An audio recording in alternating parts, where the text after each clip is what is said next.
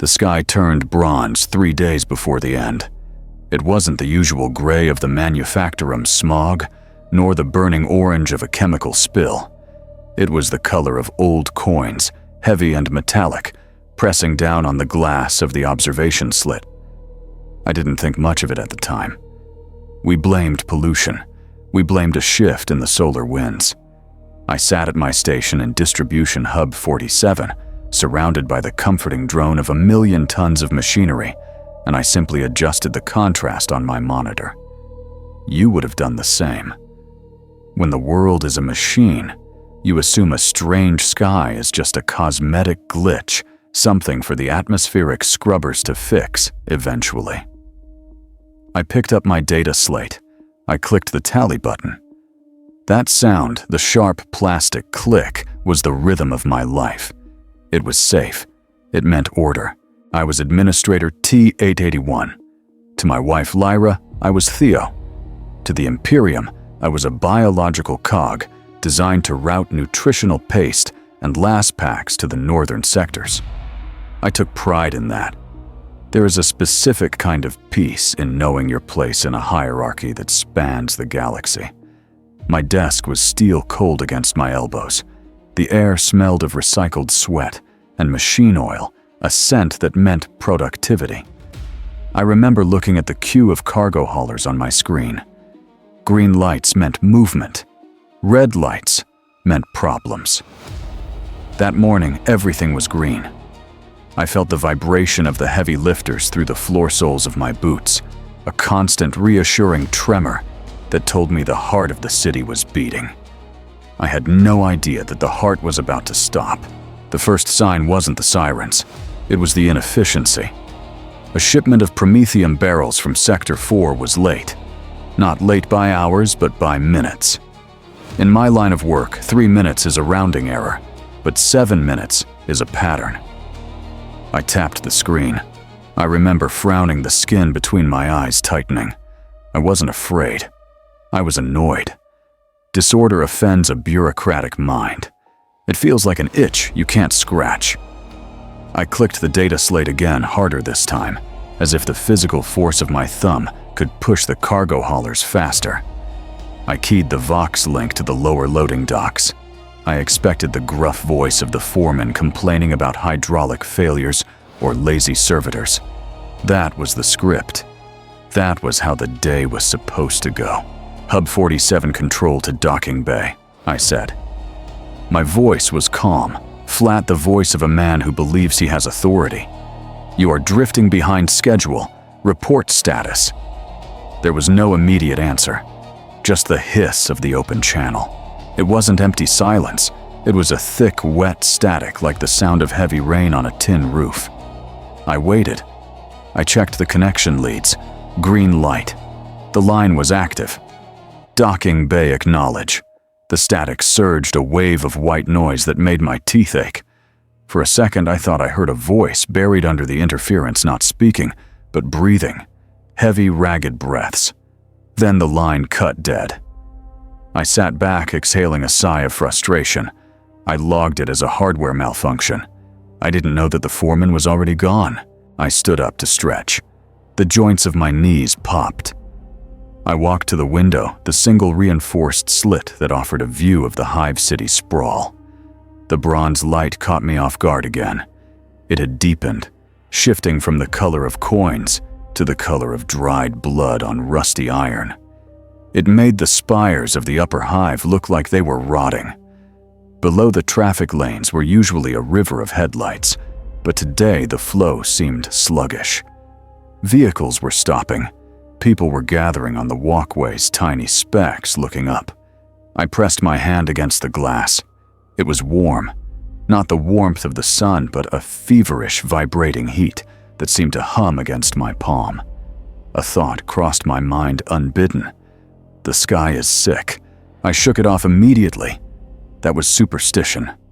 I was a man of logic. I returned to my desk, but the rhythm was broken. The data slate felt heavier in my hand. I thought of Lyra waiting in Hab Block Gamma. She would be making synthesis soup by now, the steam fogging up our small metal-walled kitchen. I thought of Alara, my daughter, playing with that scrap metal doll I had polished for her. I wanted to be there. Suddenly, the urge to be home was a physical pain, a tightness in my chest. I told myself it was just the stress of the glitch. I told myself I would file an early departure request once I cleared the backlog. I was bargaining with time, assuming I had plenty of it to spend. We always assume we have time until the clock is smashed. The smell of ozone started to drift through the ventilation ducts. It's a sharp metallic scent, the smell of lightning strikes and overcharged capacitors. The ambient hum of the facility changed pitch. The deep thrum of the lifters was replaced by a high-pitched whine barely audible right at the edge of hearing. It was the sound of tension. Other administrators were noticing it now. I saw heads popping up over cubicle walls. I saw whispers being exchanged, eyes darting to the flickering lumen strips overhead. No one ran. No one screamed. We were trained to sit still. We were trained to wait for orders. Panic is a violation of protocol. So we sat there freezing in our seats, while the air pressure in the room began to drop, making our ears pop. I tried to access the central logistics server to reroute the delayed shipments. My fingers flew across the mechanical keys. Click, click, click. The sound was frantic now, losing its soothing cadence. Access denied. I tried again. Access denied. A cold dread began to pool in my stomach, distinct from the annoyance I felt earlier.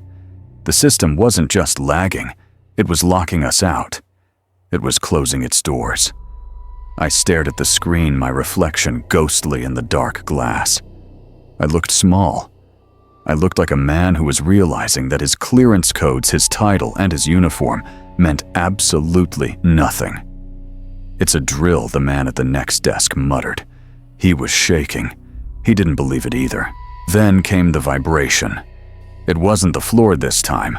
It was the air itself. A low-frequency shudder that rattled the teeth in my jaw.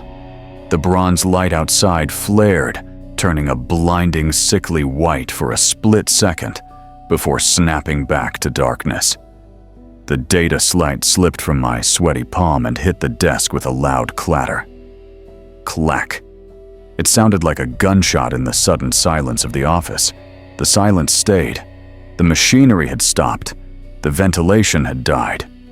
For 10 seconds, the only sound in a room of 500 people was the sound of 500 people holding their breath. We were waiting for the voice of the governor. We were waiting for reassurance. My main monitor flickered. The green logistics grid vanished. It didn't fade. It was torn away, replaced instantly by a single pulsing block of color. Red. Not the red of a warning, but the red of a final judgment. Text began to scroll, simple and stark, overriding every command protocol. I read it, but the words didn't make sense. They were too big, too absolute for a Tuesday afternoon in a logistics hub. Priority, level vermilion. Mandatory attention. I reached for the slate again, my hand trembling so hard I could barely grasp it. I wanted to call Lyra. I needed to hear her voice to tell her to close the shutters, to tell her I was coming. But the network was gone. The silence broke not with a siren, but with a sound from the voxcasters mounted on the walls. It wasn't static anymore. It was a tone, a single clear dissonant note that signaled an override from orbit. I knew that tone. We had learned it in the Scola, the orphanage, where they teach you to worship pain and obedience. We were told we would never hear it in our lifetime. It was the tone of the God Emperor's wrath. I looked around. The man next to me was weeping, silently tears, cutting tracks through the grime on his face. He knew. We all knew. The denial was breaking, cracking like the shell of an egg, revealing the absolute terror underneath. I stood up. My chair scraped backward, falling over. I didn't pick it up. I stared at the red screen, the bronze sky, the frozen room. My world, the world of forms and cues and delays, was gone. The new world was arriving, and it was coming from above. I grabbed my data slate, jamming it into my pocket, not because it worked, but because I couldn't let go of the last piece of the old world. I turned to the door. I had to get to Hab Block Gamma. The logic of the administrator was dead. The panic of the father was just beginning. And then the voice spoke. The voice did not come from the room. It came from everywhere at once. And the screen flashed, safe. It was a lie.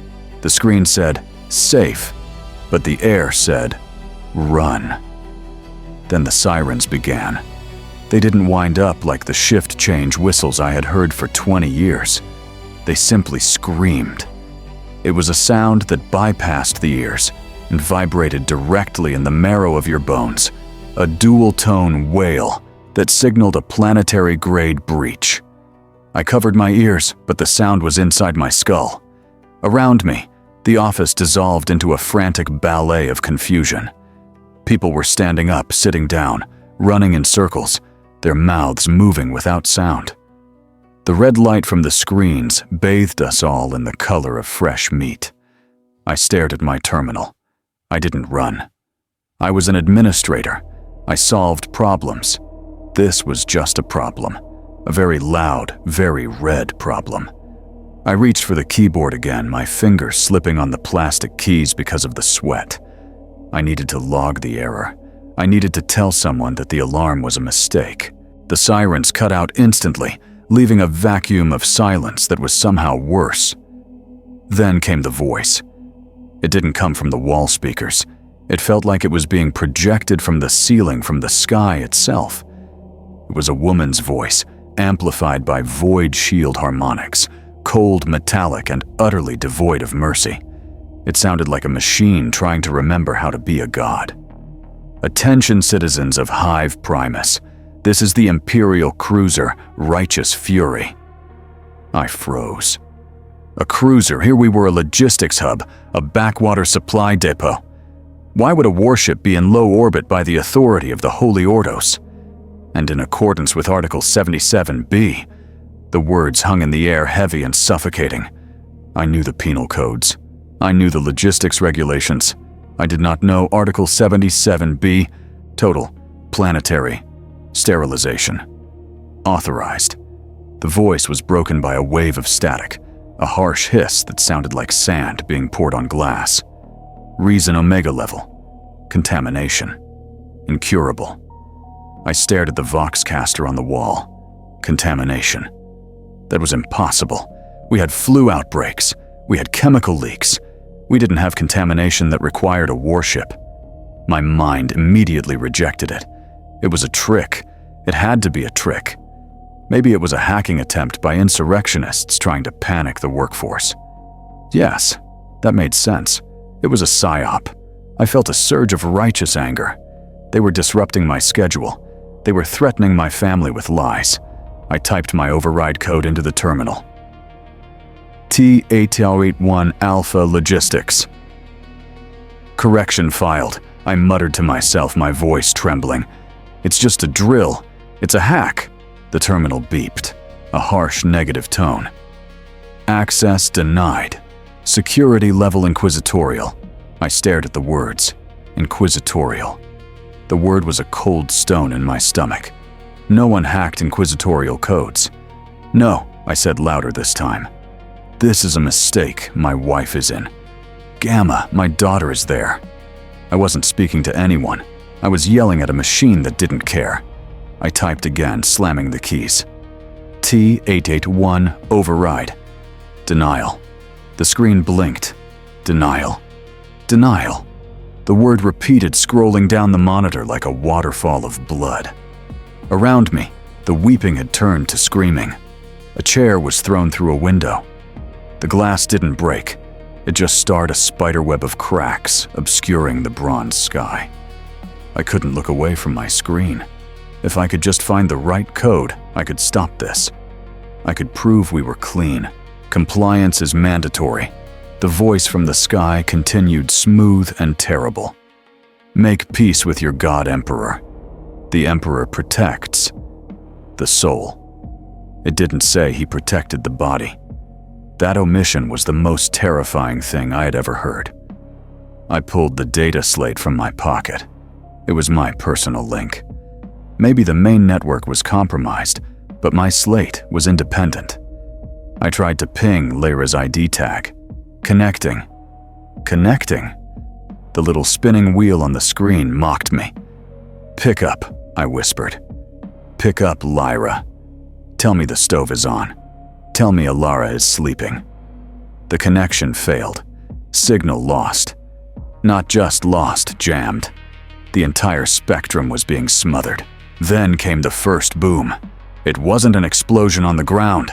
It was the sound of the atmosphere being punched. I looked up at the ceiling as if my eyes could penetrate the layers of concrete and steel. The building gave a lurch, a sudden, violent shove to the side that threw me out of my chair. I hit the floor, hard-tasting copper. The floor was cold. That was the first thing I remember, not the pain in my shoulder, but the coldness of the metal against my cheek. Dust began to rain down from the ventilation ducts, gray and choking. This wasn't a hack. Computers don't make skyscrapers tremble. I scrambled to my knees, clutching the edge of the desk. My data slate was still in my hand, my knuckles white. "This is a mistake," I said again, but this time, it wasn't an assertion. It was a plea. I looked at the window. The bronze sky was gone. In its place was a blinding white light, a pillar of pure energy that had stabbed down into the horizon miles away. It was silent for a second, beautiful and terrible, and then the shockwave hit the glass. The reinforced window exploded inward. Shards of transparency turned into shrapnel. The wind roared into the room, hot and smelling of ozone and burnt stone. I shielded my face. The papers on my desk, manifests, invoices, correction forms, whipped into the air like confused birds. The order was gone. The bureaucracy was gone. There was only the light and the knowledge that the correction I wanted to file was already burning. The floor wasn't just cold anymore. It was tilting. Gravity felt wrong, like the planet itself was stumbling. I crawled out from under my desk, coughing up the dust of pulverized concrete. The air inside Hub 47 was thick with a gray fog swirling in the wind that howled through the broken windows. The screaming had changed. It wasn't the sharp, panicked shrieking of people startled by a fire alarm. It was a guttural, wet sound, the sound of a mob realizing there were no exits. I stood up, stumbling over a chair. My leg throbbed, but the pain felt distant, like it belonged to someone else. I looked at the main operations floor. It was a graveyard of electronics. Sparks showered down from the ceiling, cables bright blue arcs hissing in the gloom. The smell was overpowering burnt plastic and the copper tang of blood. "Evacuate," I whispered the word, feeling foolish on my tongue. There was no one to give the order to. The supervisors were gone or dead. I grabbed my data slate from the floor where it had fallen. The screen was cracked, a spiderweb fracture over the display, but the green light still pulsed. It was the only familiar thing in a world that had suddenly turned alien. I turned towards the main corridor. The blast doors were halfway shut, jammed by the structural warping. People were squeezing through the gap, climbing over each other, clawing at uniforms and flesh. I saw a boot kick a hand away. I saw a face pressed against the metal eyes, wide and white. I didn't help them. I turned the other way towards the service stairwell. I told myself it was faster. I told myself it was the logical route. But I knew the truth. I couldn't look at them. I reached the heavy blast door of the stairwell. The Voxcaster above it crackled to life, the audio distorted by the tremors shaking the foundation. Sector 4 stairs collapsed. Repeat, Sector 4, structural failure. The voice cut out. Sector 4 was my route. I stopped my hand hovering over the door release. Behind me, a pipe burst, spraying superheated steam across the corridor. A scream cut through the roar. It was Jensen, a junior clerk. I knew him. He used to bring synthcaf to the morning briefings. He was trapped under a fallen support beam, the metal pinning his legs. He saw me. His face was a mask of soot and tears. The door is jammed. "Help me." He reached out. His hand was trembling. I looked at him. Then I looked at the door release for the service chute. If I stopped to lift the beam, it would take 2 men. I was 1 man. And every second I spent here was a second Lyra spent alone in Hab Block Gamma. The math was simple. It was brutal. I can't," I said. My voice was flat. I didn't shout it. I just stated it as a fact. Jensen's eyes widened, the betrayal hitting him harder than the beam. "Theo, please." I hit the release for the trash chute instead. It was a violation of protocol. It was dangerous. But it was open. I didn't look back at Jensen. I slid into the darkness of the chute, leaving him with the steam and the noise. I can still hear the way he said my name.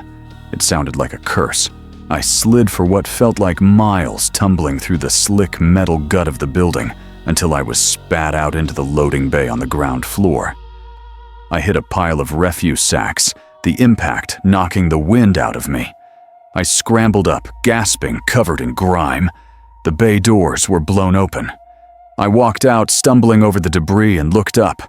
I stopped breathing. The bronze sky was gone. The sky was black, a void so deep it hurt to look at, but it was being torn apart by light. Giant vertical beams of energy were hammering down from the heavens. They were perfect, silent columns of blue-white fire drilling into the city. One of them struck the power plant 3 miles east. There was no sound at first, just a sudden, blinding expansion of light that turned the night into noon. Then the shockwave hit a wall of wind that nearly knocked me flat. Then came the sound, a crack so loud it felt like the sky had snapped in 2. I watched the cooling towers dissolve. They didn't explode. They just ceased to exist, vaporized into atoms. These weren't bombs. They were lances, surgical tools excising a tumor. And we were the tumor. I turned north towards the residential spires, towards Gamma. The street was gone, replaced by a canyon of rubble. I started walking. I didn't run. You don't run from the apocalypse. You just walk until you fall. The street was not a street anymore. It was a kill zone. The heat from the orbital lances was rolling off the pavement in shimmering waves, hot enough to blister skin within minutes. I realized quickly that staying above ground was suicide. The air was full of ash that tasted like copper and burnt hair. I coughed, covering my mouth with my sleeve, and looked for the grate. Access Hatch 9 Beta. I knew it by heart. I had approved the maintenance schedules for these tunnels for 15 years.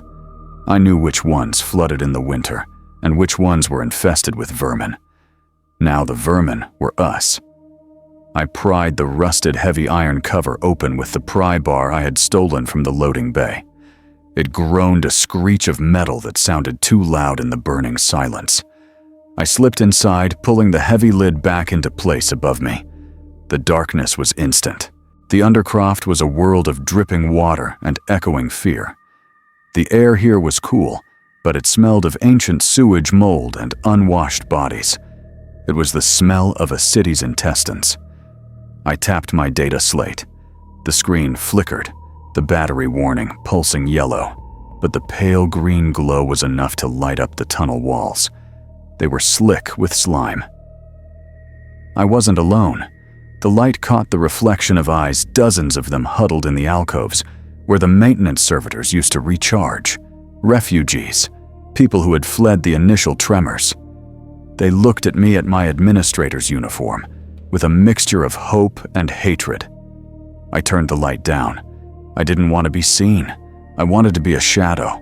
I moved past them, stepping over legs and bundles of rags. "Way is blocked," a voice whispered from the dark. It was an old woman clutching a bundle of wires like a holy relic. They collapsed the north tunnel. I didn't answer her. I knew the map.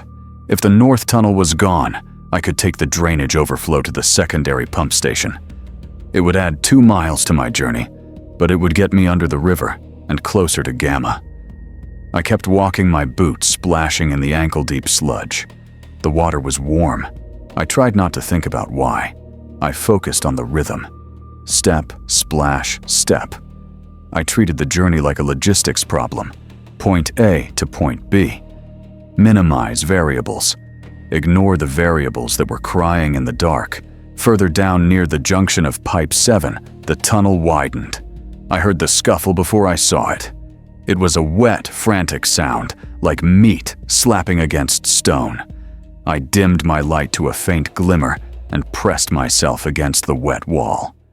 2 men were fighting in the center of the tunnel. One of them had a filtration mask, a standard industrial unit likely looted from a factory. The other man wanted it. He had a rock. I watched as the rock came down. Thud. It wasn't a loud noise. It was sickeningly quiet.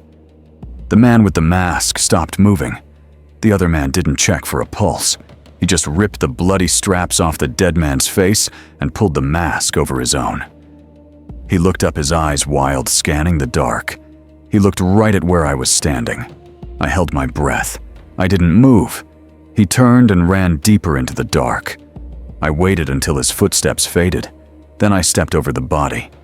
I didn't look at the face. I just looked at the boots. I needed to know what was happening above. The isolation was worse than the fear. My mind was filling with scenarios, each one worse than the last. Had they targeted the hab blocks? Was the atmosphere already gone? I reached a maintenance alcove. A small rusted door marked Vox Relay, Subnode 44. I forced the door open. Inside, a bank of old machinery hummed with a low dying power. It was a localized repeater used for engineering crews to communicate with the surface. It was dusty, forgotten, and beautiful. I pulled out my data slate. My hands were shaking so bad, it took me 3 tries to find the interface port. I jammed the connector in. The screen flickered. Static hissed through the tiny speaker. I wasn't trying to call for help anymore. I just wanted to hear a voice that wasn't screaming. I initiated the scan. The silence of the tunnel seemed to lean in, waiting to hear what the end of the world sounded like. The static didn't clear. It just thickened like a layer of gauze being wrapped around the speaker. I adjusted the frequency dial, my sweaty fingers slipping on the plastic. I was looking for the local emergency band, for a voice telling us where the shelters were. I wasn't looking for the truth. But the truth found me. The hiss of the white noise suddenly dropped away, replaced by a signal so clear it felt like the speaker was standing right behind me. It wasn't a broadcast for us. It was a loop, a high-frequency packet data stream that my slate had accidentally snagged from the upper atmosphere. It was a transmission between the orbiting fleet and the Inquisition ground command. Status confirmed, the voice said. It was mail-board, sounding like he was reading a grocery list. Infection vectors identified in 92% of hab blocks. Genestealer cult activity confirmed at Omega level. The genetic corruption is total. Attempting extraction is deemed inefficient. I stared at the slate. The green waveform spiked with every word. Genestealer. I knew the word from hushed whispers in the break room, the kind of rumors that get you reported to the Arbites. Aliens that look like us. Aliens that breed with us. Recommendation, the voice continued without a pause for breath. Total purgation. Exterminatus authorized via Life Eater virus. May the Emperor have mercy on the few pure souls we burn. Lies, I whispered. The sound of my own voice startled me. That's a lie. I leaned closer to the machine, shouting at the recorded ghost. We are loyal. I have the ribbons. I have the attendance records. The absurdity of it didn't strike me then. I was trying to use attendance records to argue with a starship captain who was already burning the atmosphere. My mind latched onto the one thing that made sense. Ilara, my daughter. She has a birthmark. I babbled, my hands shaking uncontrollably. Just a small purple mark on her back. It's not corruption, it's just a mark. The realization hit me like a hammer. The doctors, the way they looked at her during the last health screening, the way they marked her file. They knew, Or they thought they knew. They think she's one of them. I said the words, tasting like bile. They are killing the world because of a mistake. The grief transmuted instantly into a white-hot rage. I didn't want to hear the voice anymore. I didn't want to hear the logic of gods who murdered billions to save a percentage point on a spreadsheet. I lifted my data slate, my precious lifeline slate, and I smashed it against the rusted console. Crack. The screen shattered. The green light died. I hit it again. And again. Shards of glass cut my hand, but I kept striking until the slate was nothing but a twisted lump of plastic and wire. The voice stopped. The silence returned heavy and judging. I stood there, panting, my hand dripping blood onto the dirty floor. The violence had drained me, leaving only a hollow, vibrating panic. I was alone in the dark with a broken machine, and the knowledge that my family was being targeted not by an enemy, but by our saviors. I needed to get to Gamma. I needed to pick up Alara and scream at the sky to show them she was human, that she was mine. But as my breathing slowed, I heard a new sound. It wasn't the machinery. It wasn't the fighting in the tunnels. It was a faint, sizzling hiss coming from above. I looked up. The ceiling of the maintenance alcove was thick concrete, crisscrossed with pipes. But along a hairline fracture, something was seeping through. It was a single drop of liquid. It wasn't water. It was dark, viscous, and red. It hung there for a second, catching the dim light of the emergency LEDs before it fell. It hit the metal casing of the Vox relay. Hiss. The metal didn't just wet. It smoked. It bubbled. The steel dissolved as if it were sugar in hot tea. I took a step back, the hairs on my arms standing up. The air suddenly smelled sweet, a sickening, rotting sweetness like overripe fruit left in the sun. The rain had started, and it wasn't water. The smell hit me first. It wasn't the metallic tang of the orbital lances anymore. It was organic, a sickly, cloying scent of rotting orchids and old meat. I watched the drop of red liquid eat through the steel casing of the Vox relay. It sizzled, boring a hole straight through the metal as if it were burning paper. Then came another drop, and another. The ceiling of the tunnel was weeping. Above us, the Life-Eater virus was dissolving the city. It was turning concrete, steel, and flesh into a biological slurry. And that slurry was leaking down into the dark places where we were hiding. I backed away, pressing my back against the far wall. The refugees further down the tunnel didn't understand. A man looked up, wiping a drop from his forehead. He frowned. Then he screamed. It wasn't a scream of pain, at least, not at first. It was a scream of absolute confusion. I watched in the dim light as the skin of his face began to loosen. It didn't burn. It just slid. The virus broke the molecular bonds that held him together. He clawed at his cheeks, and the flesh came away like wet clay in his fingers. The people around him scrambled back, slipping in the muck, trampling each other to get away from the source of the leak. I didn't help him. I didn't even yell a warning. There are no heroes when the air turns to acid. I ripped the sleeve off my uniform jacket, wrapping the thick synthetic fabric around my mouth and nose. It was a pathetic shield against a biological apocalypse, but it was all I had. I tied it tight until the fabric bit into my skin. I ran. I splashed through the knee-deep water, keeping my head low, dodging the drips that fell like molten lead from the cracks in the ceiling. The tunnel was becoming a slaughterhouse. The virus was in the water now. I saw bodies floating face down, their outlines blurred as they began to lose their cohesion. The sound was the worst part. It wasn't the screaming anymore. The screaming had stopped quickly. It was the coughing.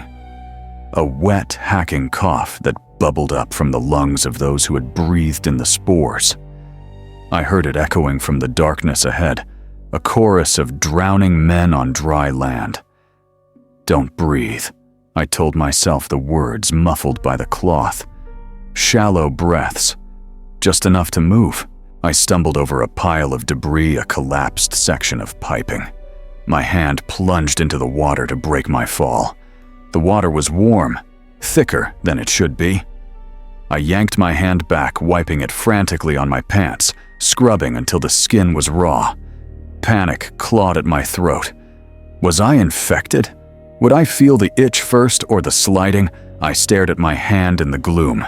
It was shaking, covered in grime, but the skin held. I forced myself to stand. I forced myself to step forward. I was an animal now. The administrator was dead. The administrator would have filed a report about hazardous waste. The animal just wanted to see its offspring one last time. The tunnel began to slope upward. The air grew hotter, the sweet rot smell intensifying until my eyes watered. I saw a sign half-eaten by rust hanging from a single bolt. Service access Hab block gamma ventilation shaft. 4. Gamma. I was under it. I looked at the ladder. It was a rusted skeleton of iron rungs climbing into the vertical dark. A red slime coated the bottom rungs. I hesitated. To go up was to go closer to the rain, but to stay here was to dissolve in the dark. I wiped the slime off the first rung with my elbow. I took a breath of the filtered, stinking air. I started to climb. I climbed for what felt like hours. My muscles burned, cramping from the strain and the adrenaline crash. The shaft vibrated with the death throes of the planet. Above me, I could see a square of angry red light. It was the surface. The virus bombing had stopped, or at least the initial barrage was over. Now the world was just fermenting. I reached the top grating. It was hot to the touch. I pushed it open, the heavy iron screeching against the frame. I pulled myself up onto the roof of the ventilation unit. I stood up. I looked around. And I wished I had stayed in the dark. The city was still there, but it had been skinned. And it was bleeding. The surface was no longer a city. It was a fever dream, sketched in shades of red and gray. The sky above was a churning nebula of crimson gas, the aftermath of the atmospheric incineration, beginning to mix with the viral spores. The virus had done its work. It had stripped the organic matter from the hive, leaving behind only the inorganic skeleton steel glass and rockcrete, rising out of a sea of sludge. I stepped out onto what used to be 44th Avenue. It was silent, save for the wet, slapping sound of the wind pushing the red slurry into drifts against the walls. I tightened the rag around my face until the knot dug into my skull. The air was thick, humid, with a terrible heat that felt like standing inside a lung. I wasn't Administrator T-881 anymore. I was a speck of dust moving through a slaughterhouse. I had to cross 3 city blocks to reach Gamma. In a logistics report, this is a distance of 600 meters. On foot in hell, it is an eternity. I walked in the middle of the street, avoiding the shadows where the liquid had pooled deep. I saw a uniform jacket floating in a puddle near a storm drain. It was an enforcer's jacket, the armor plates intact, the insignia gleaming dully. I didn't look for the man inside it. I knew he was the puddle. The realization didn't make me vomit. I was past disgust. I was in a state of cold, mechanical determination. My legs moved because they had to. If I stopped, I would become part of the pavement. I focused on the crunch of my boots. Crunch, splash, crunch. A shape lunged from the doorway of a ruined shop. It was human, or it had been. Its skin was blistered red, and raw eyes wild with the madness of chemical agony. It didn't speak. It just gurgled a wet, pleading sound, reaching out with hands that were missing fingernails. It wanted comfort, or perhaps it wanted to drag me down into the dissolution with it. Help, it might have said, or maybe kill me. I didn't wait to find out. I swung the length of twisted rebar I had pulled from the ventilation shaft. The impact was ugly and dull. The figure crumbled into the sludge without a sound. I stood over him, my chest heaving, the metal bar vibrating in my hand. I didn't feel guilt. I felt the weight of the iron. It was heavy, It was real. It was the only thing I could trust. I tightened my grip and stepped over him. I kept moving. Block 2 passed in a blur of red fog and stumbling steps. Block 3 was a graveyard of abandoned vehicles. Their tires melted into the asphalt. Their drivers fused to the seats. And then, through the haze, I saw it. Hab Block Gamma. It was a monolith of gray concrete, rising 70 stories into the burning sky. It was scorched, the blast shields scarred by the heat of the orbital lances, but it was standing. It hadn't collapsed. A sound escaped my throat, a jagged noise that was half laugh, half sob. They were alive. They had to be alive. The blast doors were sealed tight. It was a fortress. I ran the last 50 meters, my boots splashing wildly through the muck, slipping on the slick stones. I reached the steps of the main entrance, gasping for air through the filthy rag, my lungs burning. I looked up at the blast doors. They were solid plasteel designed to withstand orbital bombardment. "I'm here," I whispered, my voice cracking. I dropped the iron bar and pressed both palms against the cold metal. "Lyra, I'm here." But as my hand rested on the door, the euphoria faded, replaced by a creeping, icy dread. The ventilation intake fans were silent. The perimeter lights were dead. The building stood tall, but it didn't hum. It felt like a tombstone. I hammered on the steel with my bare hands. The sound was a dull, wet thud that barely echoed in the humid air. "Open," I screamed. Open the door. I didn't recognize my own voice. It was a shriek, shredded by smoke and hysteria. I grabbed the locking wheel, straining with every ounce of strength I had left, but it was sealed from the inside. Magnetic clamps, indestructible. I slumped against the cold metal, sliding down until my knees hit the sludge on the steps. I was sobbing now, great heaving breaths that sucked the poison air into my lungs. I had crossed the city of the dead. I had walked through the rain of dissolving flesh. I was here. I was here. And the door was closed. Then I heard it. A metallic clack. A viewing slit at eye level slid open. I scrambled up, pressing my face close to the thick, reinforced glass of the viewport. A pair of eyes stared back at me from the gloom of the lobby. They were hard cold and utterly devoid of pity. It was an enforcer, his helmet off his face, illuminated by the harsh glow of a lumen strip. He looked at my rags. He looked at the red muck staining my boots. He didn't see a man. He saw a vector. "Please," I gasped, pulling the rag down to show my face. "My name is Theo, Administrator T881. My wife, Lyra. She's in 40C. Let me in. I'm clean. I swear to the throne I'm clean." The enforcer didn't blink. He looked at a sensor in his hand, then back at me. "Biosign readings are negative," he said. His voice was muffled by the glass, distant and distorted. "But you've been outside. You've walked in the runoff." He shook his head slowly. "Protocol is absolute. Quarantine is in effect. No entry." The words hit me harder than the blast wave. Protocol.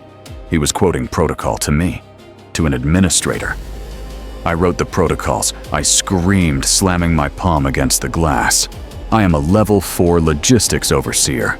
I order you to open this door. I order you." The enforcer stepped back.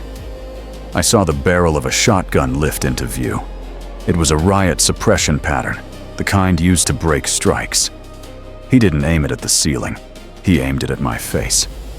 "Your rank burned with the governor's palace, citizen," he said. "There is no logistics anymore.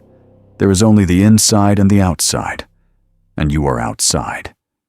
He wasn't angry. He wasn't cruel. He was just surviving.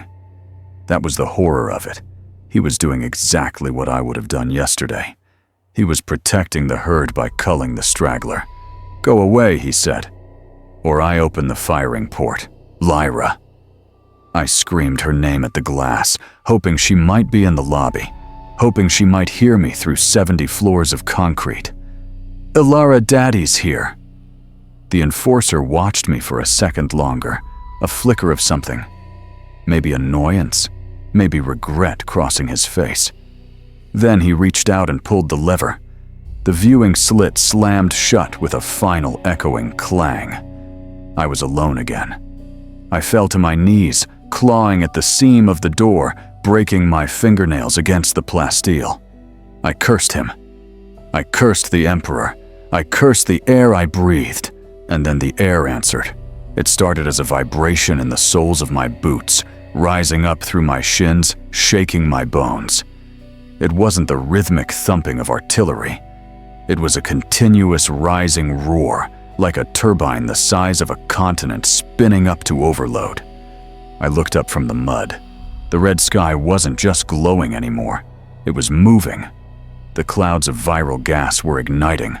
The bombardment fleet had initiated Phase 3, atmospheric incineration. They weren't just killing the virus.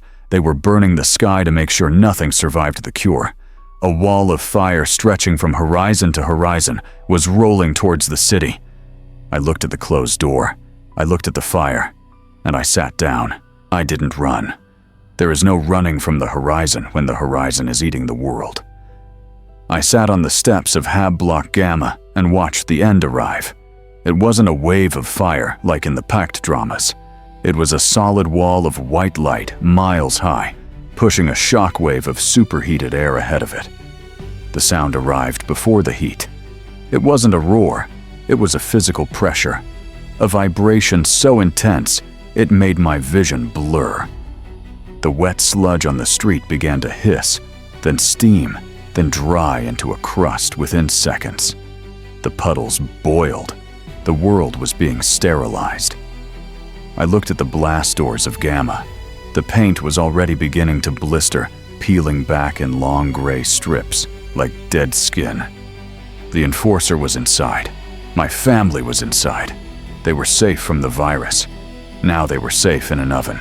The heat hit me like a physical blow, a hammer made of wind. It singed the hair off my arms instantly. It dried the tears on my face so fast, it felt like my skin was cracking. I should have stayed there. I should have let it take me. It would have been quick. A flash of pain, then carbon.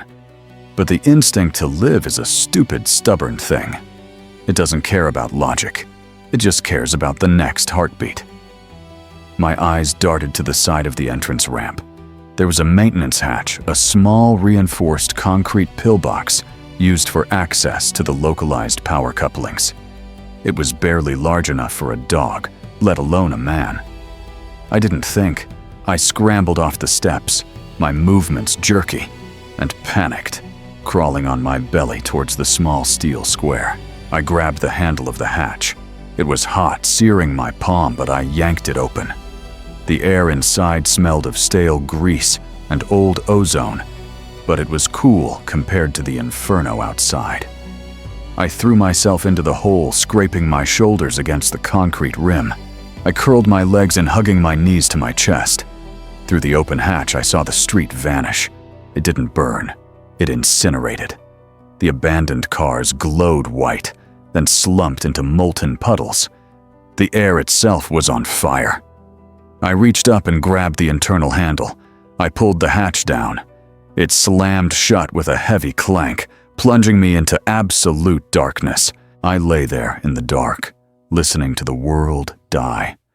The noise was muffled now, a deep resonant drumming that shook the concrete shell around me. The temperature began to rise.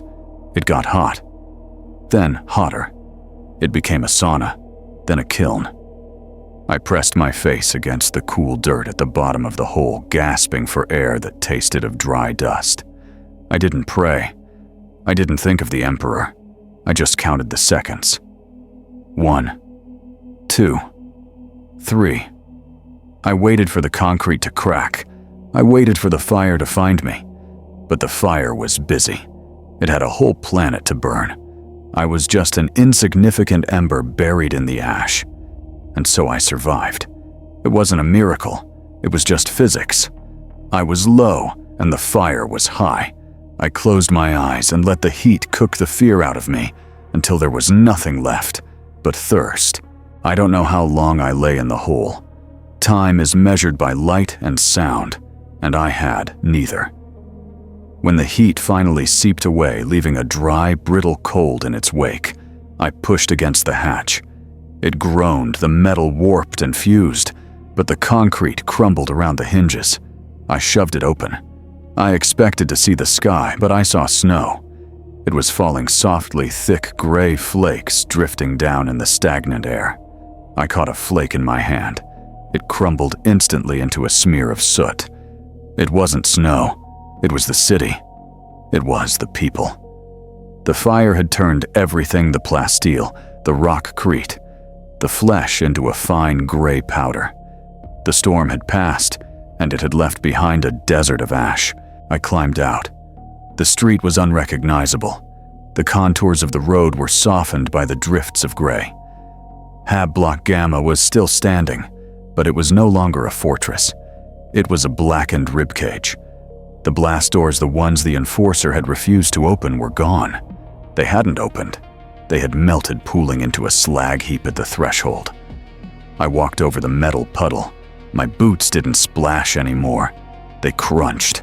It was a dry, hollow sound, like stepping on dried autumn leaves. Crunch. Crunch. I walked into the lobby. There were shapes on the floor, mounds of ash that looked vaguely human, curled in fetal positions. I didn't stop to examine them. I didn't look for the Enforcer's helmet. It didn't matter. They were just dust now. I found the stairwell. The elevators were fused shut graves for anyone who had tried to flee. I started to climb. 40 floors. In the old world, this would have exhausted me. I would have stopped for breath at the 10th landing. Now I climbed with a steady mechanical rhythm. I wasn't breathing air. I was breathing the ghosts of my neighbors. The higher I went, the thinner the walls became. The fire had scoured the building hollow, stripping away the insulation and the wiring, leaving only the structural spine.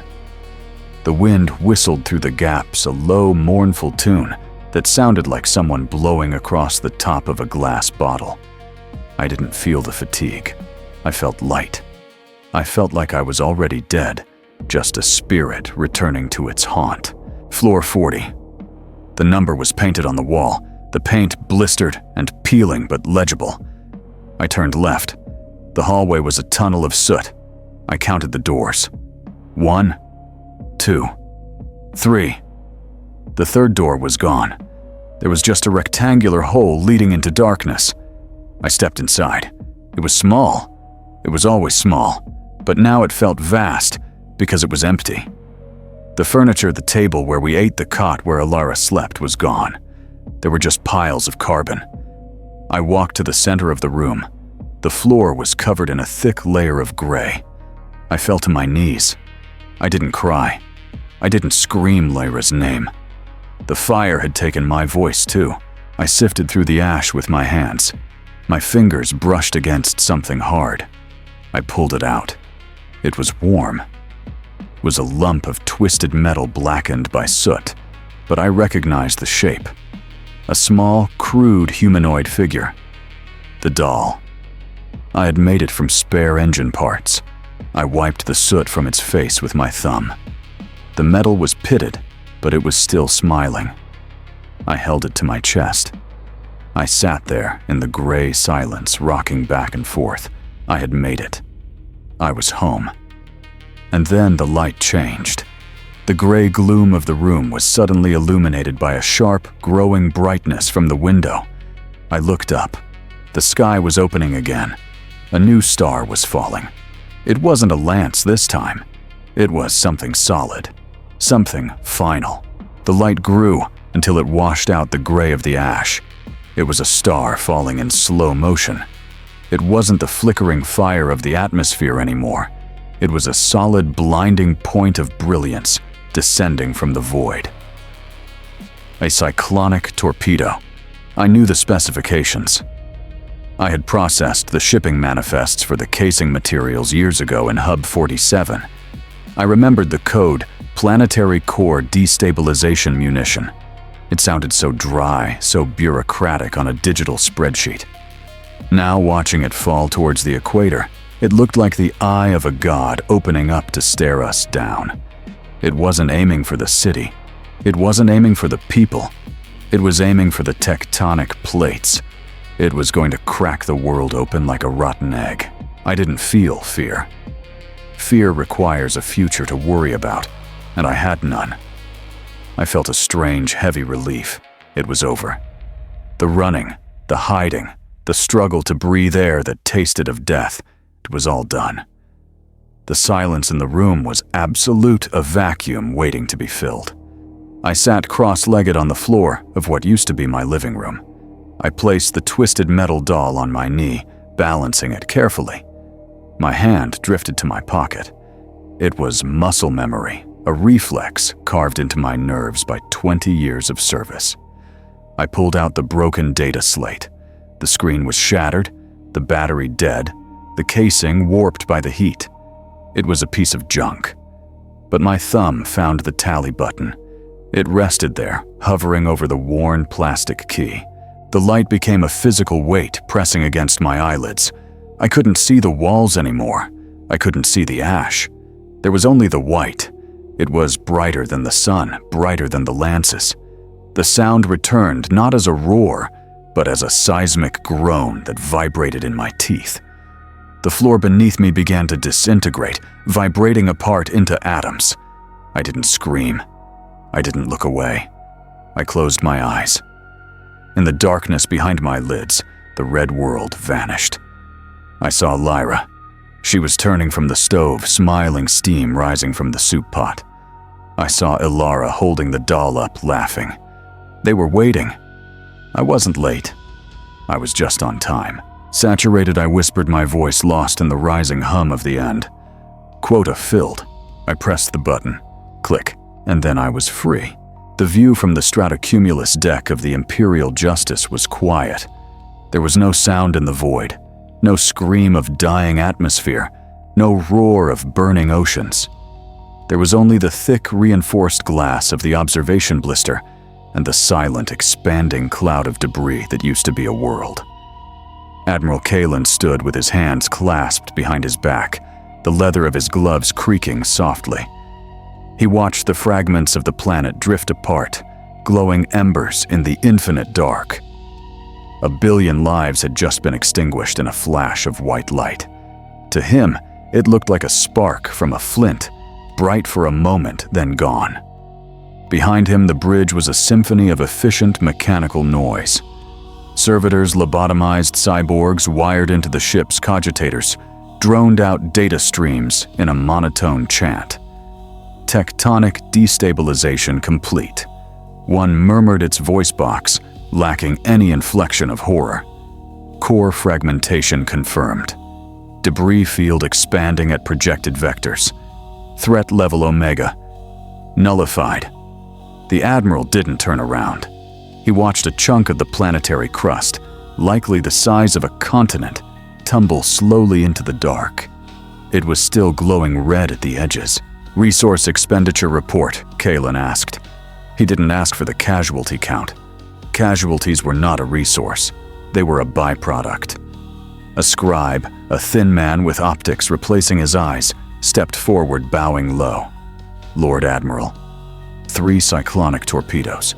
12 macro battery volleys. Promethium reserves at 84%. The scribe hesitated, the gears in his optical implants whirring. Population census estimated 90 billion. Survival rate, 0.00%. Kalen nodded.